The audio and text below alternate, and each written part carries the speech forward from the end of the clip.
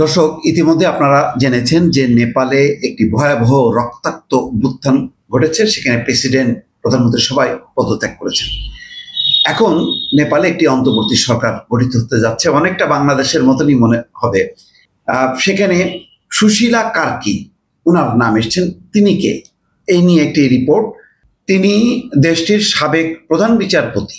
শুধু তাই না, দুর্নীতির বিরুদ্ধে কঠোর অবস্থান এবং একাধিক ঐতিহাসিক রায়ের কারণে তিনি দীর্ঘদিন ধরেই সংস্কারপন্থী হিসেবে পরিচিত।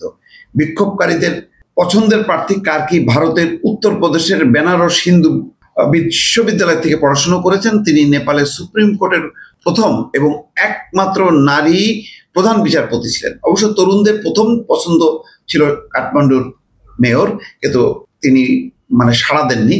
ফলে এখন সাবেক প্রধান বিচারপতি এই সুশীলা কার্কি, তারকে সমর্থন জানিয়েছে তরুণরা এবং সম্ভবত তিনি অন্তর্বর্তী সরকারের প্রধান হতে যাচ্ছেন। দর্শক।